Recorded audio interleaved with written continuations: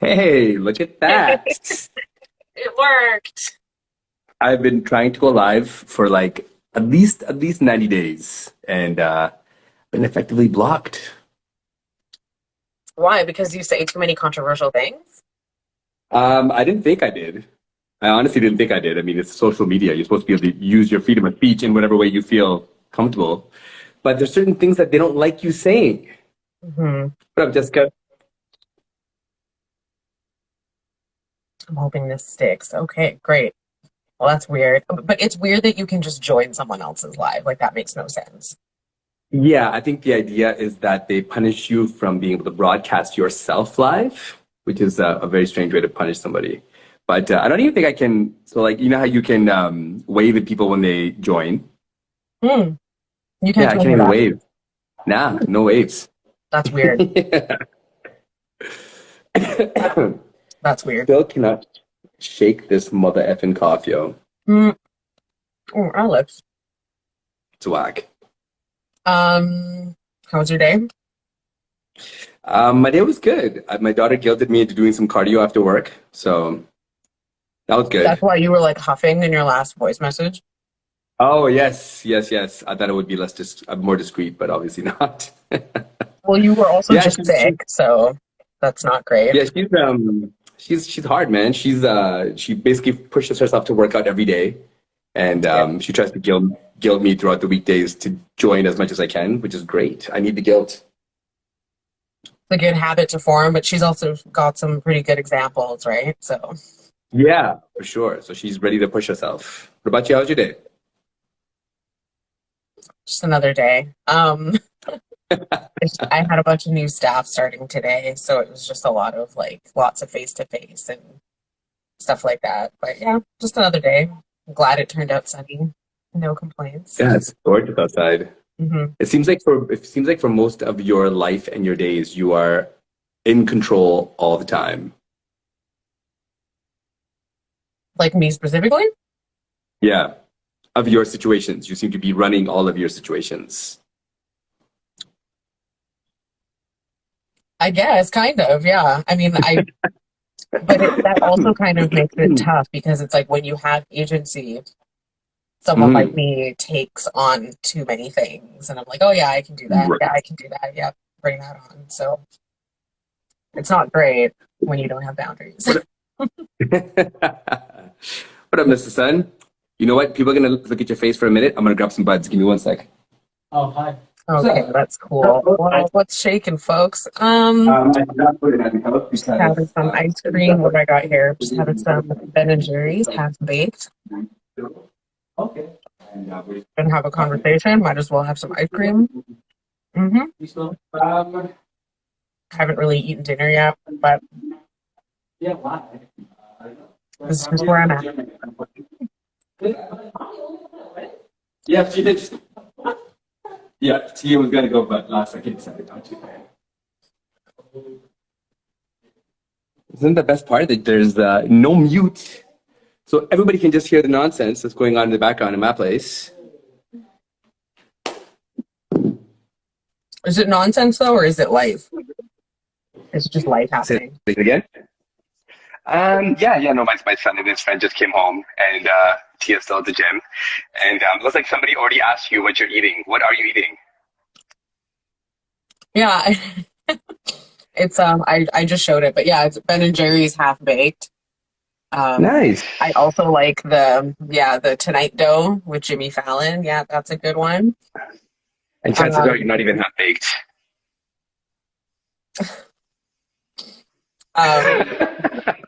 um, later. Yeah, I tend to not be able to function, right? Facts. Yeah. Okay. Should we just go through all my So, favorite Ben and Jerry's flavors, or should we talk about the um, substance?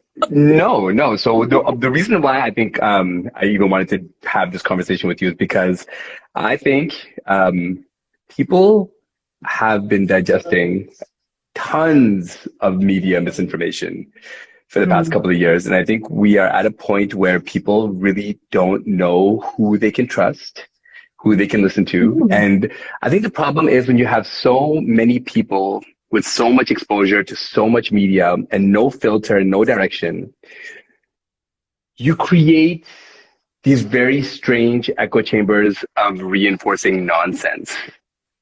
Mm-hmm. And I think for a lot of these kind of news topics, we're kind of on the same page as far as the things that we like to talk about, the direction of conversations that we have.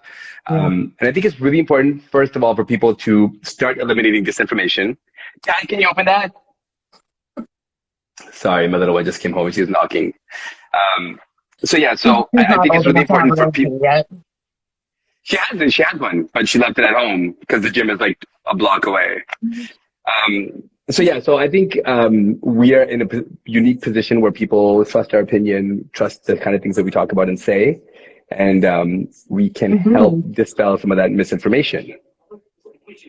Sure. Like to a degree, I try to I have a rule, and it is I try to just not talk about shit that I don't know anything about.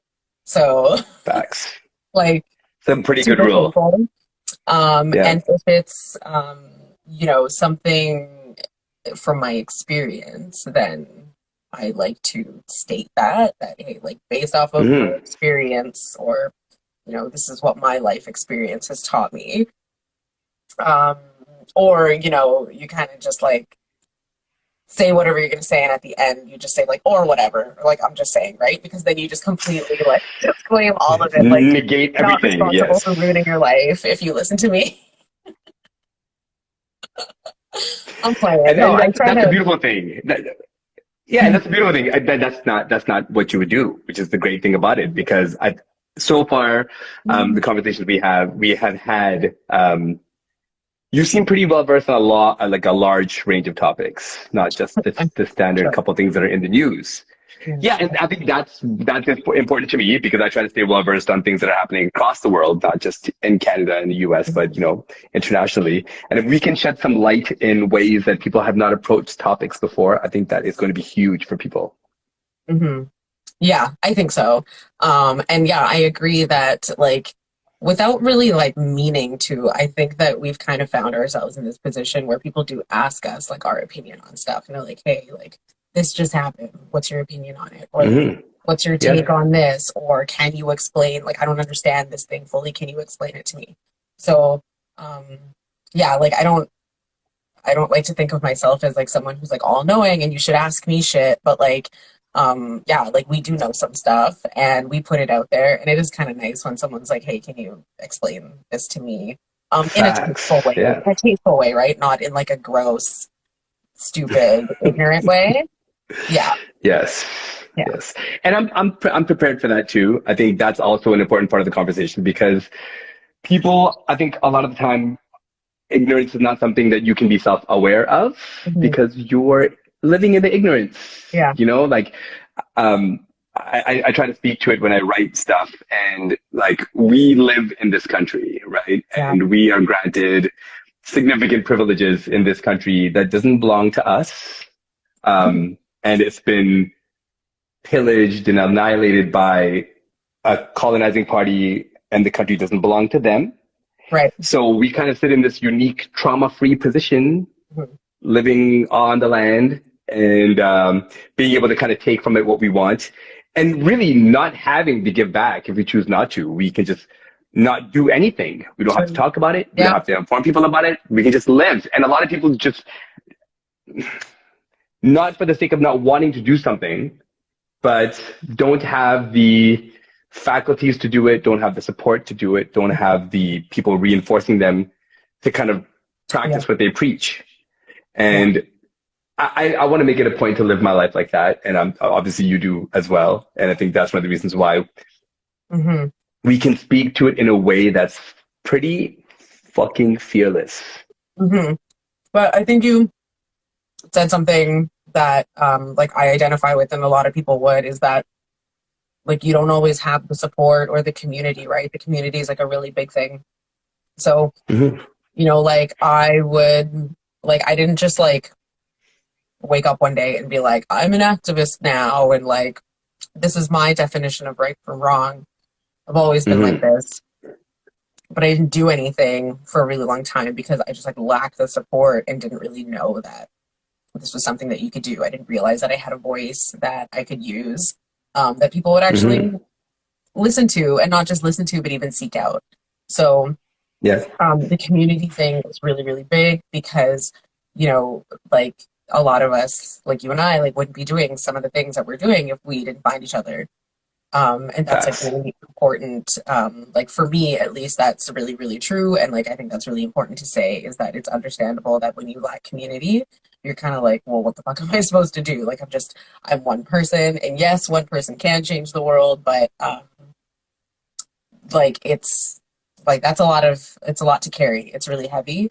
And you know, I see myself now like with all of you, like, right, like our crew now, like, you know, we're all walking together. We're all walking side by side in this direction. I've never had that before. And so it's like so empowering. So a really important thing that you said about finding and establishing community before you can move on and actually contribute. Before you found your community, was there something that you could do as an individual, or did you feel like there's something you had to do as an individual? Was there something that I could do as an individual, or did I feel like I should or could? Yeah. Well, yeah, like there's tons of things that I felt like I should do for sure. And then like, yeah, the lack of support, or not even support, but just not being able to like find those like-minded people like me was like hard. But then we just went and made a podcast and found all of those people, right? So yeah. It's kind of like one of those things where it's like, I did try. I think, like, I will say that I did in my previous workplace and in spaces where I felt like, you know, these spaces had some influence and some power to make some change. You know, if I found myself in those places, I would be like, hey, like, listen to me about this thing and, like, let me sell you on it, and then we can, like, do something about it together. And that never worked, right? It never worked. Priorities were different. The people were just different. The ideals, the understandings. Or sometimes those people did understand what I was saying, but they had, like, no power or influence, or, you know, their workloads or whatever didn't allow for it, or their the guiding principles of the work that they were doing didn't allow for it. And so, you know, like, what did they say when, you know, you can't get a seat at the table? Is that you just make your own table, right? So yes, that's what damn we right. did. That's what we did. Yeah. Yeah, and I think that's really, really important for people that are listening that feel like, because I think everybody wants to contribute to something. I think everybody wants to be part of a better world and a better environment, but it's easy to say it, and it's easy to watch people connect and build and do things, but I think a lot of people feel intimidated, like, do I have anything to offer? Can I actually contribute to this? But I think it's important for people to know that just being a body is so valuable. Yeah. Every single movement, regardless of what you're fighting for, having able bodies that just want to be a part of everything that's going on, that's one of the most important things you can do for any movement. And if those people's principles align with yours, and all you have to do is be present, being present is massive. Yeah, I agree. Like, you don't always have to, like, understand everything to, like, support it. Like, you can, like, kind of understand it a little. Or you can just be like, oh, like, I don't fully understand this movement, but, like, I support, or I don't fully understand what these people are saying, or, you know, what the group is saying, but you know, they're like, if I found myself in that position, I would probably want support too, right? Like, everyone's human. Like, we can all relate to like human feelings and human needs. I don't think, I feel like there's this huge need to, like, understand something fully in order to participate in it or support it. And, like, right, like, Alok says something so perfectly, which is, like, you don't have to have comprehension in order to have compassion. why you have Mm-hmm. to fully understand me and everything about me in order to like have compassion for me. That's It's not, huge. that's, yeah, right? Like we don't need to do that. We Yeah. need to be like, oh, that's a human and they need something. Mm-hmm. Like, Yeah. let's just show up. It's simple. Yeah. Yeah. It's such a weird thing because like at the end of the day, we want to create like a unifying mankind, humankind where we just see each other as actual people. Hmm. But so much of our struggle is connected to finding who we are as individuals, what our identities are, what our nationalities are, our lineage and our ancestry and our history. And it feels like at times all of those things take away from what could be unifying Sure. just to make us humans, right? But I don't think we can get to the part of being humankind until we figure out who we are. I think once people understand who they are, then we can kind of work towards being like a better humankind. But until then, we have all these divides that we can't shake. Yeah, and like, so I had like an interesting conversation with my coworker today who's Pakistani because like what is it that actually creates those divides? Is it a geographic identifier? Because if Mm. we like, you know, so many of us are brown or identify as brown or whatever, right? Indian, brown, whatever. But like for us, like for me specifically, like it's not enough for me to say that I'm brown or Indian because like Hmm. it's it's so complex, right? Like I say I'm Indo-Fijian and like there's a complexity in that identity, right? Hmm. So I don't necessarily identify fully with this whole Indian identity. And when people ask me if I'm Indian, I'm just like, okay, now I have to explain like, yes, there's like Indian ancestry, but you know, then all this other stuff. And so, you know, like what is it about these like specific identifiers that are like geographic that like make and shape our identities, and not only that but like tend to divide us too, right? Because I think Yeah. like Russell Peters said it great like so many years ago. He said like brown people don't give a shit about anybody but each other. Brown people hate Yeah. each other, right?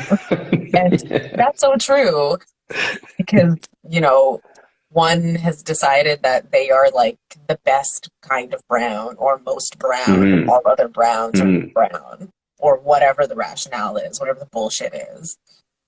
So, right, like, yeah, let's figure out like who we are so we can like, you know, unify as humankind and whatever. But no matter what, like we can't, like we're not going to be able to let go of this like geographic identifier and then like use it as this like othering tool for some reason. But you think we're that limited to be stuck with it forever? No, because like I mean maybe it depends on like where you are because like we're in North Mm. America and like I think that we're not like eventually it's just going to be like we're all here, like we're all here, Yeah, right? it's melting for sure. Yeah. Yeah. Yeah. Because we're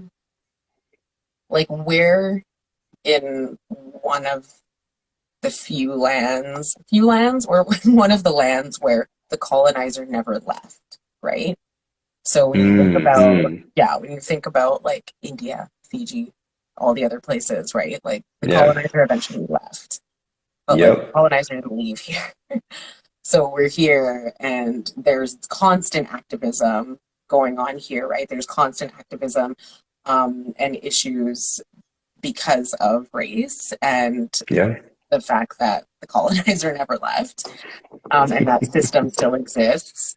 Um, and I think that just because it is so diverse here, like we have to get to a point where it's like, you know, like our kids are going to be like, yeah, we're Canadian, we're North American, should they choose to stay here, right? But Yeah. I Yeah. think like the ancestry and like obviously like being like a visible minority is never going to change. But like, yeah, I don't know. Like, I don't really know. I want to be hopeful, but I feel like I can't really predict and be like, yeah, like everything's going to be good. Like, We'll get I better think one it will day. suck for like a while to Yeah. come. And I think this is why this is great, because we're coming up on Girmit Day on the 15th. For those of you watching, we're having it. I just created this event, Girmit Day, for May the 15th, where we get to commemorate and educate ourselves on some underserved issues. And I think it's dope that we are creating the space where we can really find out who we are now. I know why I care. I know what it means to me to want to connect my ancestry and figure out where, why, when, how, who they are. And not everyone has the same why. There's obviously a really deep why for you. What's the why? Like, why does it even matter to do this?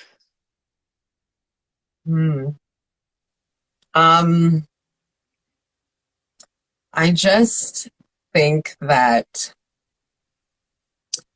it's important for people to know why. Well, there's just a lot of untold world history. Okay, wait. Before you go any further, right away you said it's important for people to know, but to you personally, as an individual, why is it important for you?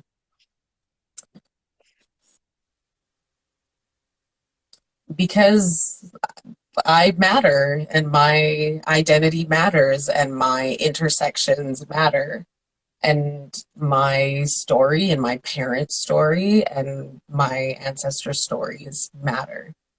And I don't want these things to have just happened and then have been forgotten. I want to present as my best self every day, and that means that I show up as my most authentic self, sort of presenting like in the image of my ancestors, because that's just how I want to be. That's just how I am. And it's not because I'm like actively choosing to be like, okay, I'm going to, like dress like this or look like this or get this piercing or tattoo. Like, it's not like, I'm not trying to like be a rebel or cool. It's just what I feel inside. Like, I feel it in my bones. It's running in my blood. Like, I can't shake it. It's who I am. There's no getting rid of it. This is what I'm going to do forever. See, that's exactly what I wanted to hear. Okay. Because we've had this conversation before, and it's always moved. You always kind of deflected to what you want people to see of it instead of what you feel inside. So now let's just say, perfect world, you can rebuild the steps. You can connect to your great grandparents, their parents, and you are able to find the roots back to India. Is that something that matters to you, to connect to that place?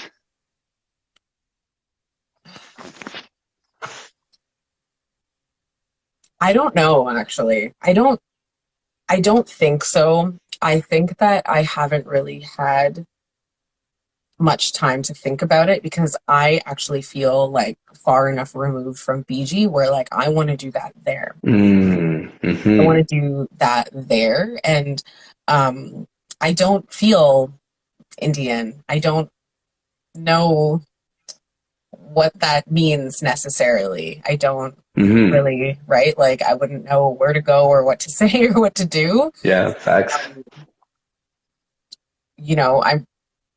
There are plenty of people who have traced back their roots through immigration passes and found their villages, and like, that's amazing. And I'm not saying crazy, and I'm not saying I don't want to do that, but it's more important to me to like be in the land, and like I feel connected to the land that my culture was born, essentially. Right? Like our Indo-Fijian culture was born there and was cultivated there, and that's what I identify with, right? Like, that's huge. Yeah, that's what feels the most comfortable and the most rooted, natural, Yeah.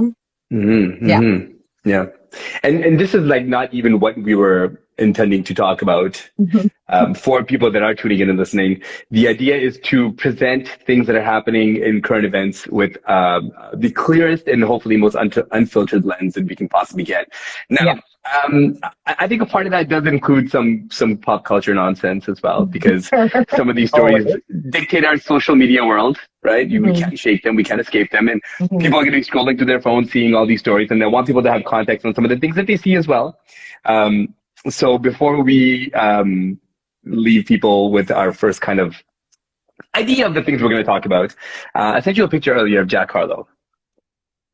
Yeah. And this guy is, to me personally, the epitome of what appropriation is in hip hop.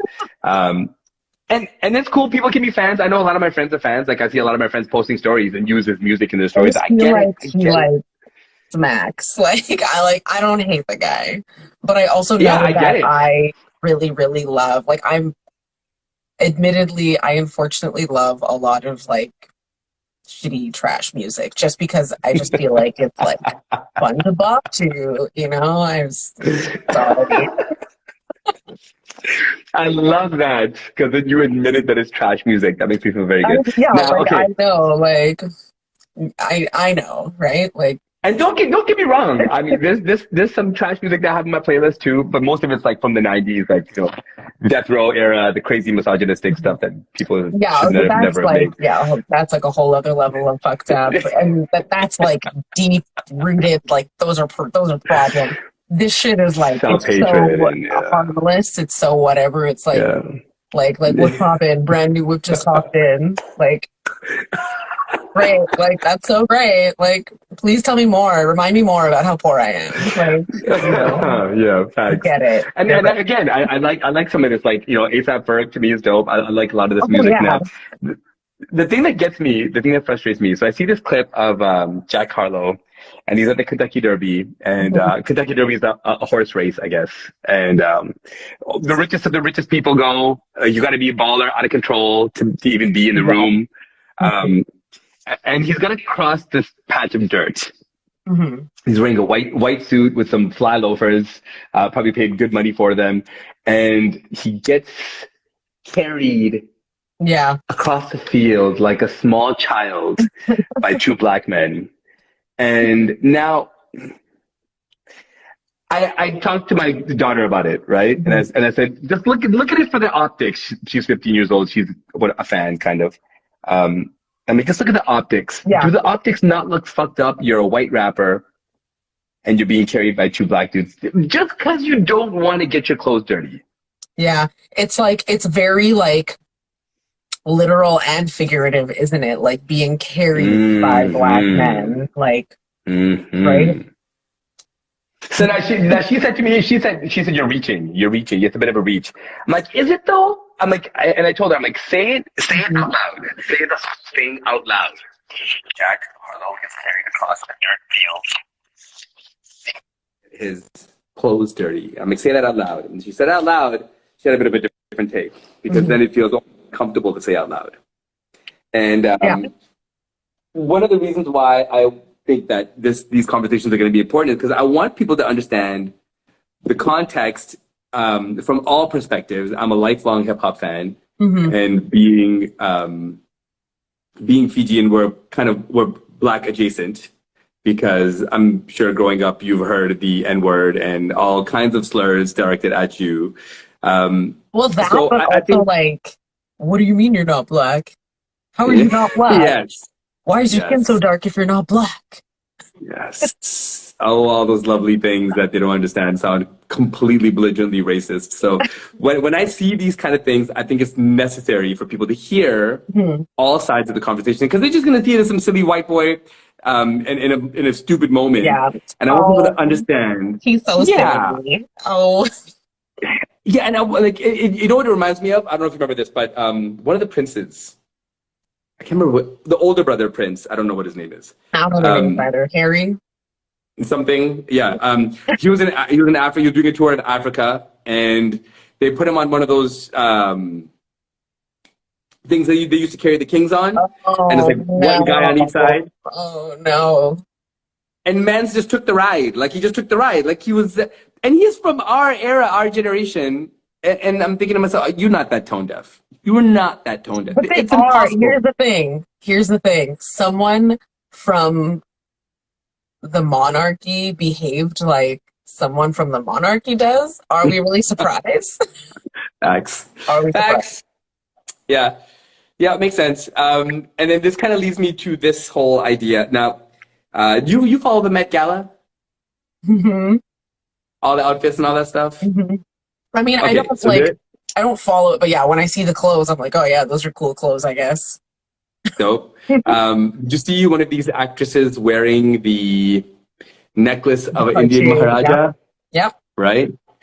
Again, what the fuck? Okay, so here's the problem with that, okay? Or like, here's the problem with how that happened. This is a prime example why there needs to be more diversity at the top. If you don't have diversity on your team, if there's not someone on your team that's going to be like, hey, you probably shouldn't do that. Sorry, but your team's not diverse, or you guys don't know what the fuck you're doing. Like, and this is the problem, is that, you know, when like a store sells a product that it shouldn't, right? Like there was an online company that just got in trouble recently for selling this very obscene and racist stuffed animal that was simulated like a black person. So it was like a dark skinned black person with like the really big red lips. Like it was essentially like simulating blackface. Yeah. And like it was on sale. Like it was out there, and people saw it and like called them out, and they were like, holy shit. Like, and they removed it immediately and they did all the right things. But that's exactly an example of like, when you don't have diversity at the top, like shit just goes, right? Like it goes up the line, you send it up to management and they sign off on it. They don't fucking know what they're doing. They have no idea. So what happened with the choker business? I don't know who's a part of her team. Like, I have no idea, like, you know, what this person does or whatever, but like, obviously, like, she was just like, I just want to look cute, right? Like, obviously her stylist was just like, this will look good on her. And that's cool. That's fine. I get it. But like, let's find you the most expensive stolen piece of jewelry we could possibly find. Yeah. Like, what the fuck? Right. And like, that wouldn't have happened if you had someone who, had cultural awareness, right? It's kind of a testament to the circles that you're in as well. Like, right? Like, who do you roll with? And if you are doing shit like that, well, I'm not trying to talk to you then. Yeah, and this is one of the reasons why this is important, because I think it's important for us to try to give people the tools to see these things and understand how horrible they look before having to become a part of the mob culture that gets angry and gets behind it, because this enables you to make your own decision as to why you are upset at it, as opposed to being forced to think, oh yeah, that really sucks, I'm going to be upset at it now. I want the idea of critical thinking we don't really have much of, because we're in this scroll swipe society and it never stops. So critical thinking is kind of put to the side unless it means something to your job, unless it means something critical to your lifestyle or your existing life.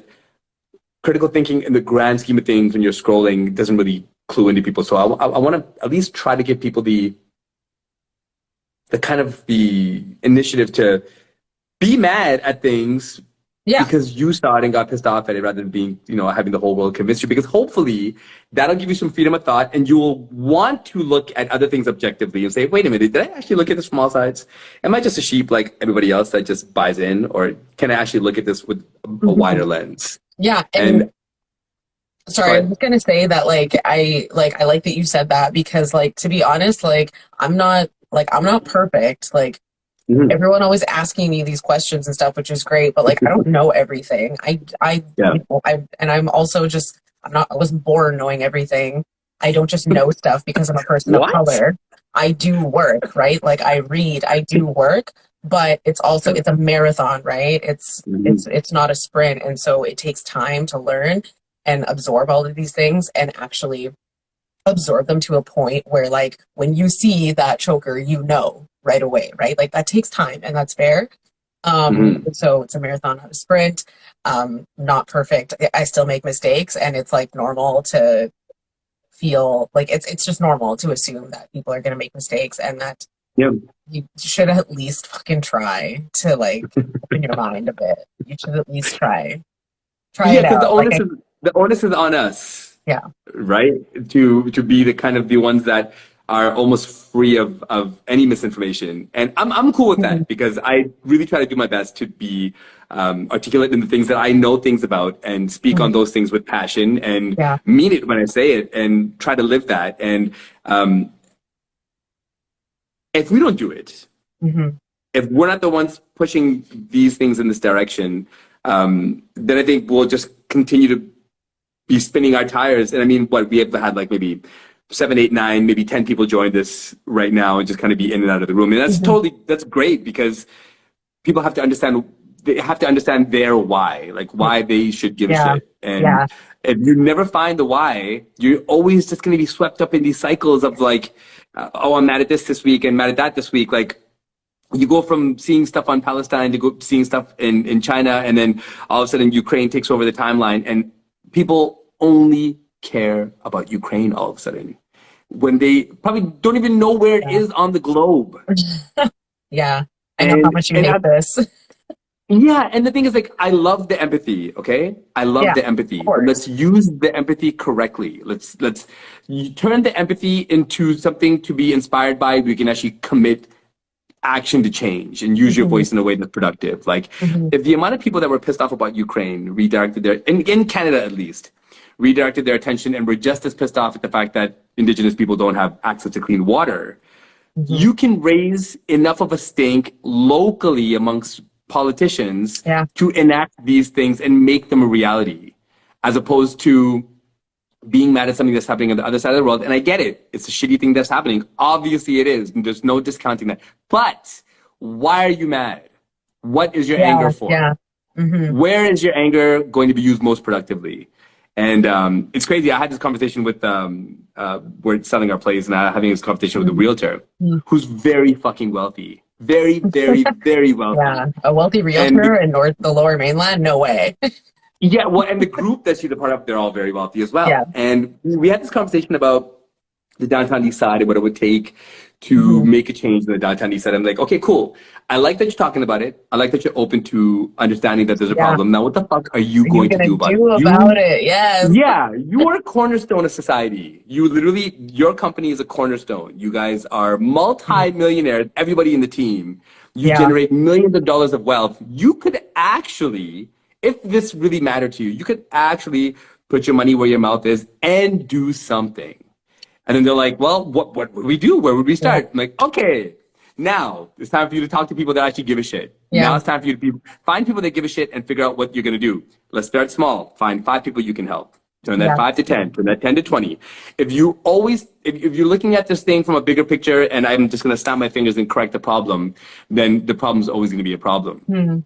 But if you start from like the street level and you start building and contributing at the street level, then you can actually make some change and, potentially not eliminate, but at least dramatically help the situation. That's like one of the truest things ever, is like that the work happens on the front lines, and that's for real. Like I was a frontline youth worker for many years, and like did like the higher ups and everyone know what the fuck I was doing? Did they do it? Did they get it? Did they care for it necessarily? Probably not. But like I was the one doing the work. Like I was in there. Like I knew what the problems were.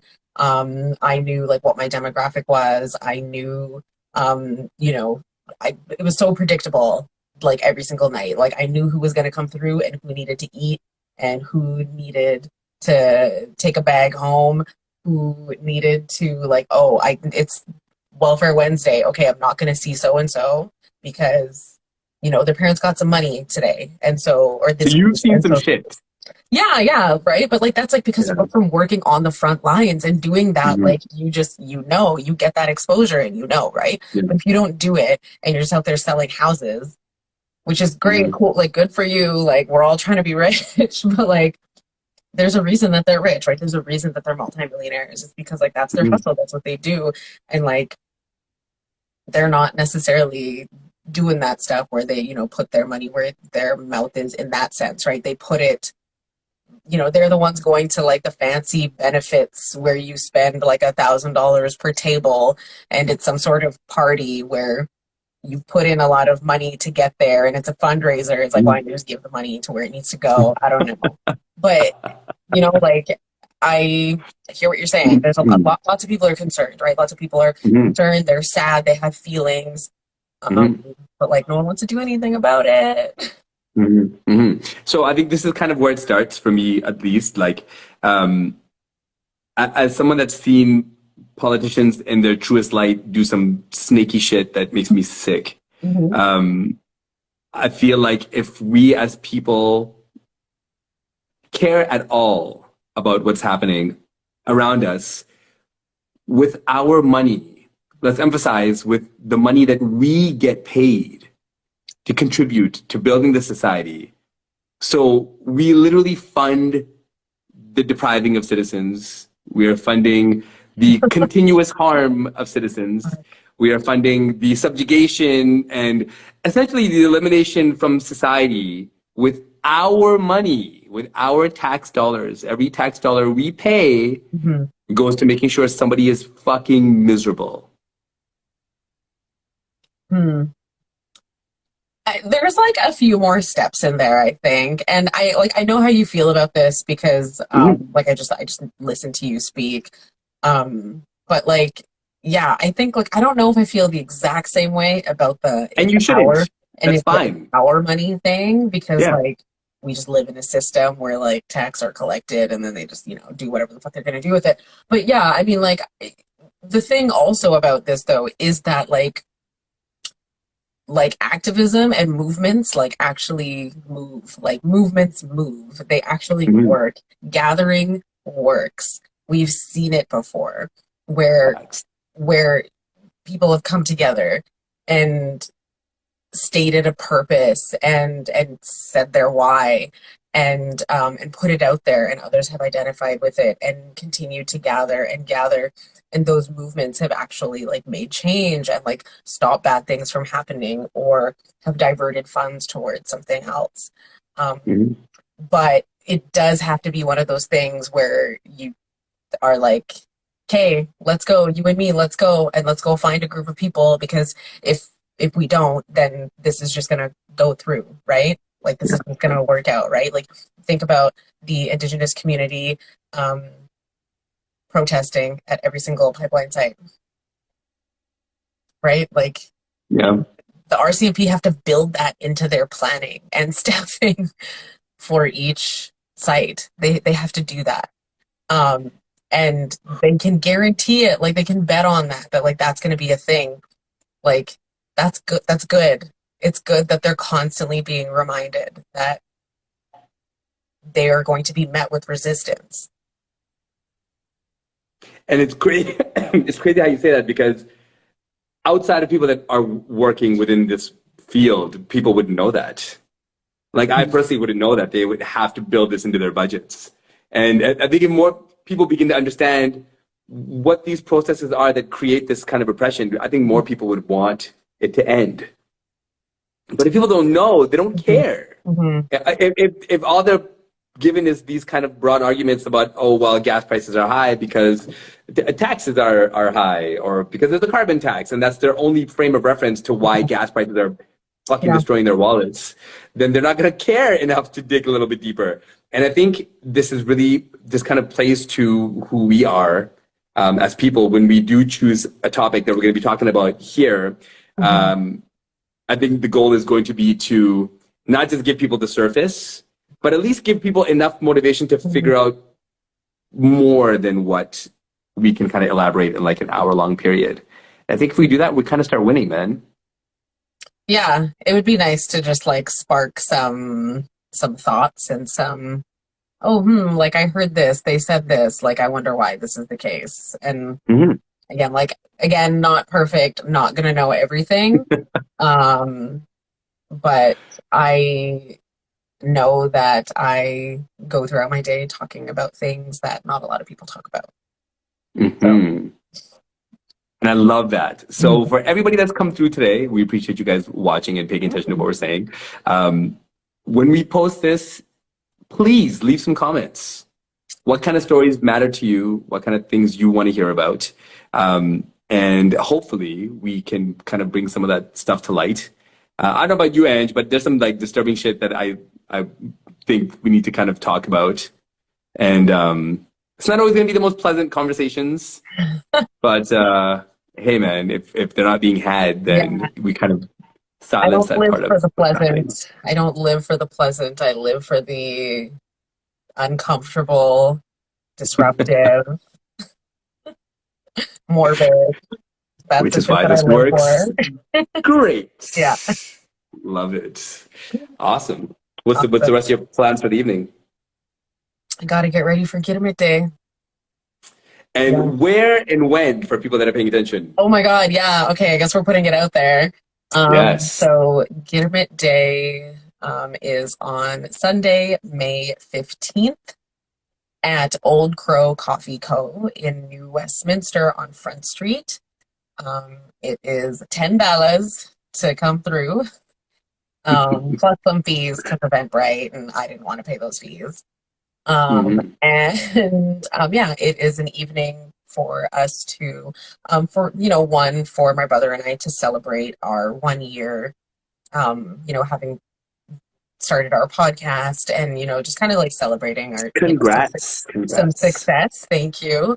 And the purpose, the large purpose is to recognize and pay homage to our Indo-Fijian ancestors who were Gitimidias. They were indentured laborers. And we want to remember that, we want to recognize that, and we want to provide some stories to folks who, not just know about it already and are informed on the topic, but who don't know and are looking to learn more. And just like support us, and yeah. Love it. I'm excited for it. I think outside of the educational part, we also want to make sure people have fun and enjoy themselves. If you do come out, you're going to get to meet a whole bunch of really great people, a lot of really motivated and excited people about wanting to do great things in the city as well. So yeah, absolutely. And the Eventbrite link will be in the podcast bio, and I'll put it in mine too, just to make this less confusing. But the podcast account is at No Ties 1879 podcast on Instagram. Dope. And I'm at It's High Phrase. And as you can see up top, it's Angelene KP. And I am It's_Alite. For everybody that's not following, make sure you follow. Don't be a stalker. Follow. Yeah, don't be one of those weirdos. Yeah. Great talking to you, Ange. Yeah, always a pleasure. Peace, y'all.